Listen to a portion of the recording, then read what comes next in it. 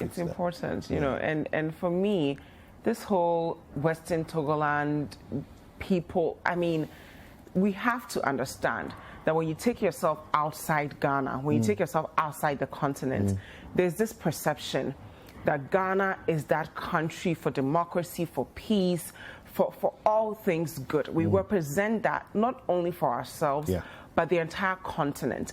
For a group of hoodlums to take it upon themselves to really terrorize other people, because that's what they are doing. They have no right to do what they are doing.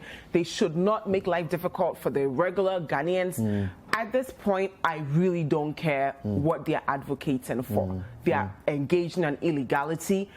Not only should all political parties call them out, the entire country should call them out. It's an election year. We don't need this. We want to show the world that we are peaceful people, we are a united front. You are a Ghanaian first before anything else. When I step out of this country, people see me as a Ghanaian. They don't see me as an Ever, they don't see me as this or that.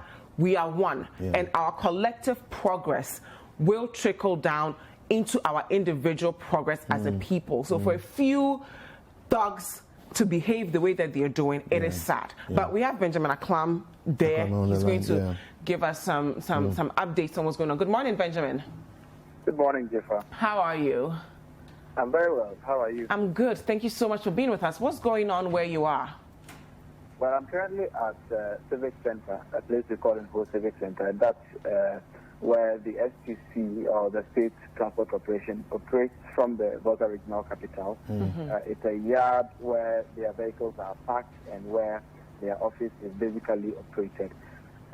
We got news this dawn around 1:32 a.m.ish that some people had attacked the area, firing several shots into the atmosphere, and then entering into the yard proper and burning down one vehicle. Now, but for the swift intervention of the fire service, the fire would have caught other vehicles that are parked in the yard. There are currently about 8 vehicles, STC vehicles, which are Toyota Hayes buses parked in the yard.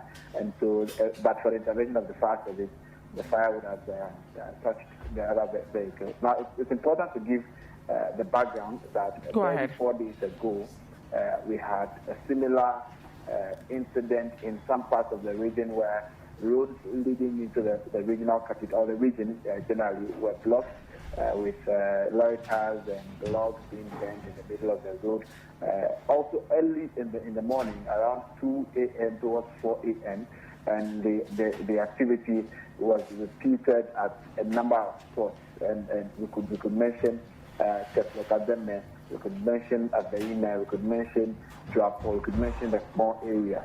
And there was also an attack on 2 police stations, speaking of the Averina police station and the Method police station. At the Averina police station, a number of guns were stolen, 14 AK-47s and 5 pump-action guns were stolen, and the police vehicle was also taken and later abandoned in the bush. The district assembly, the Northern district assembly, was also attacked, and the 8 pickup and other official documents and printers and computers taken away.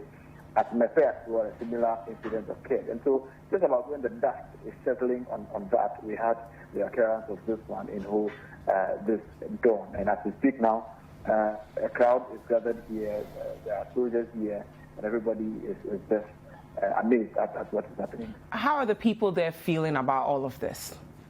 The word on the ground is that people are not happy. Some people are asking whether there is certainty that this activity is being carried out by the separatist group, because historically we've not known them for the violence that is being perpetrated now. Historically, they have been a group that have gone around preaching their separatist messages to people in communities, and they did that through what they called a study group. And so the original name for the group was the Homeland Study Group Foundation. So they went around teaching what they thought was the right anthropology of the Ever people and the people who they said belongs to the Western Togoland enclave, as they put it. And so that's basically what they used to do. And so it's a bit strange now to find them participating or engaging in violent attacks on state institutions and the police, for example, blocking roads and what have you. That did not used to be their modus operandi. And so people are asking questions whether there is certainty about their involvement.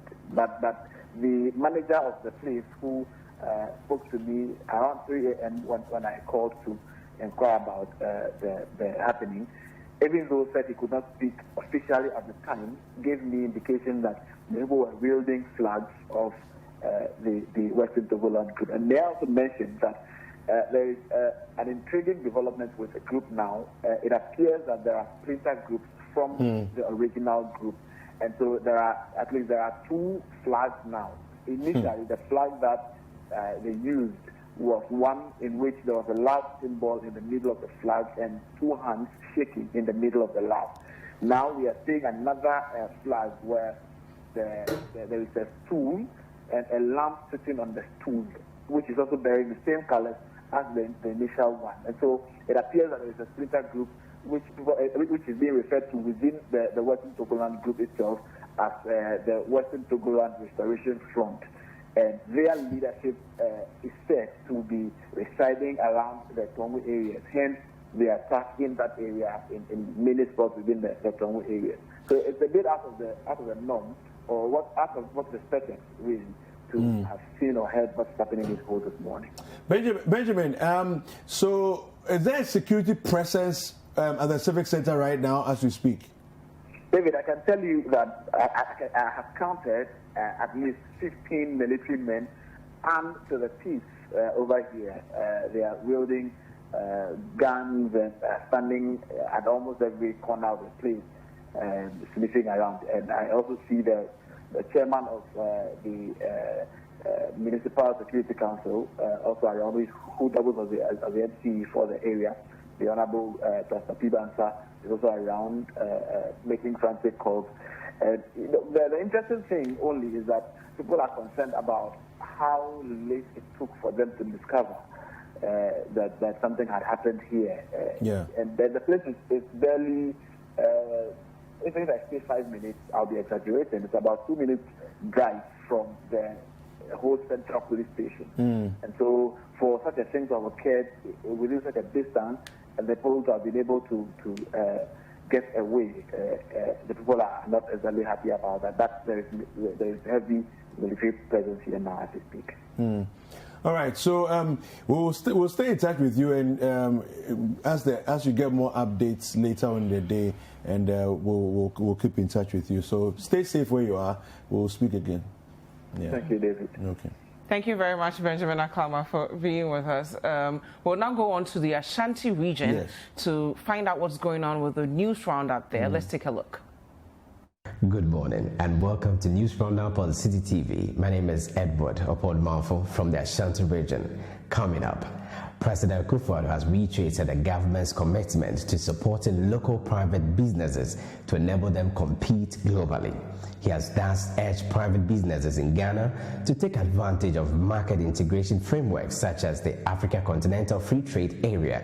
The president was speaking at Kasapreko's water, juices and soft drinks factory at Tanoso under the One District, One Factory program. The Kasapreko Company Limited secured a loan of $35 million from Stanbic Bank to establish the new factory. The factory has a capacity to produce 35,000 bottles per hour of juices and non-alcoholic drinks and 15,000 bottles per hour of water. The factory is expected to also employ 300 people directly and also generate 3,000 indirect jobs through the supply chain. Still on the president's tour of the region, President Akufo-Addo has inaugurated a state-of-the-art waste management recycling facility as part of the 3-day tour of the region. The Kumasi Composting and Recycling Plant, located at Adeja in the Ashanti region, has a capacity to process about 1,200 metric tons of solid waste per day. At the ceremony to commission the project, President Akufo-Addo commended the Jospon group of companies and the Hungarian government for supporting the establishment of the project. As part of the president's tour of the Ashanti region, he paid a courtesy call on Asantehene Otumfuo II. The Asantehene Otumfuo II. On his part, urged the president to always adhere to his long-held principle of good governance. The king of the Ashanti Kingdom further called on the president to at all times engage in an issue-based campaign. The president also outdoored the NPP's 47 parliamentary candidates in the Ashanti region at the Menchia Palace. The president inspected ongoing works at the Unij factory under the One District, One Factory program and also visited the site of the 500-bed Afari Military Hospital. He also inspected ongoing expansion works at the Kumasi Airport and the Tanosu Abuakwa Road project. In other news, some residents within the Setre East District of the Ashanti region have expressed mixed reactions over President Akufo-Addo's decision to set aside his own revocation of the appointment of the district chief executive for the area. President Akufo-Addo last week revoked the appointment of the district chief executive, Mary Beatrice Malfo, but barely a week after that decision, the president has rescinded his decision. According to a statement from the Deputy Local Government and Rural Development Minister, Kwesi Boateng Ejay, the nomination of Mr. Kwame Adum Appiah as the district chief executive for the area no longer stands. Some residents within the area attributed the earlier decision to sack the district chief executive to an alleged sour relationship between her and a certain member of parliament for the area. Some constituents accused her of scheming to reduce the votes of the member of parliament in the general elections. Following the quick U-turn by the president, some supporters of the DCE have expressed the excitement, while others are seeking to know the reason behind the sudden U-turn. That's all for today's edition of News Roundup on Citi TV. My name is Edward Oponmafo. Many thanks for watching. All right, so Edward Oponmafo there. Let's go to Northeast. We're going to listen to Maxwell Sook. Hello, good morning, and welcome to the News Roundup from the Northeast region. My name is Maxwell Sook. An assessment report by the Interagency Working Group for Emergencies in Ghana has found that this year's floods in the Northeast region affected a total of 55,235 persons. The report also states that the floods internally displaced 13,168. Out of the figure, 32,271 are children. The floods also destroyed close to 11,000 rooms in 206 communities, as well as 19,690 acres of farmlands. 9 persons have so far been killed by the floods in this region.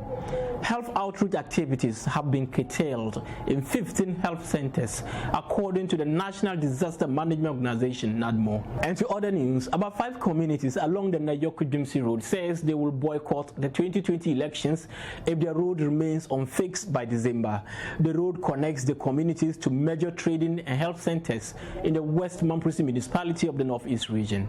The residents over the weekend mobilized to fill deep gullies, but insisted the government must, as a matter of agency, fix their roads. They narrate how when the road is fixed, it will considerably reduce traveling time and distance to the capital of the Northeast region. Still on roads, residents of the Grubuari in the East Mamprisi municipality are complaining about the Assembly's blatant refusal to fix their deplorable road. They bemoan the situation, which in most instances has led to pregnant women dying on that stretch. About 6 communities depend on the road to access healthcare and trade. The residents who say they voted massively for the NPP in 2016 are threatening to vote against the government come December 2020 if the situation remains unchanged. That's it from me. My name is Maxwell Sook, Northeast Region. Good morning, and we are still in the Northeast region, but this time around Bimbila. I am Mohammed Aminu M. Alabira. Patients at the Bimbila Hospital are complaining of shortage of medications at the facility's pharmacy. They say most of the time they have to trek to other pharmacies in town to go and buy medicines prescribed by the hospital. This situation, they lament, poses a serious challenge to their health needs. Citi News checks at the hospital revealed that a delay in the supply of medications to the facility by the National Medical Center is to blame. Residents are therefore calling on the government to ensure drugs are supplied on time to the facility. One major challenge confronting drivers and commuters in the Northeast region is the bad nature of roads. This year's volume of water from the Bagri Dam spillage, coupled with weeks of torrential rains, have exacerbated the problem. Drivers and commuters complain of how the bad roads are taking a toll on their daily lives. In some cases, water has subdued the roads so much that passengers have to resort to paying extra money to canoe operators to ferry them from one end of the road to the other. They are therefore making a passionate appeal to the government to fix the roads for them. The just ended voter register exhibition exercise has been characterized by challenges like the omission of names and some particulars of registrants. Some voters at Zagbang in the Yendi constituency fear there could be misunderstanding on election day if the anomalies are not addressed. The residents tell Citi News in some instances their names and photographs were misplaced. According to them, some male photographs have been interchanged with female photographs and vice versa. All the affected persons have, however, been directed to the district office of the Electoral Commission by the exhibition officials. However, the said office is situated in Yendi, which is some kilometers away, making it difficult for them to go. They are therefore calling on the Electoral Commission to find alternatives of rectifying the issue before election day. And that ends today's edition of News Wrap Up from Bimbilla. I am Mohammed Aminu M. Alabera. So that's a bit of the news across the country. We looked at the Volta region and the Ashanti region and then the Northeast region. Hi there. We hope you enjoyed the show. Make sure to subscribe, like, comment, and share with your friends. This is Breakfast Daily on Citi TV. Join the Breakfast Daily team Monday through Fridays from 7:30 a.m. to 10. Join us for breakfast daily, only on Citi TV.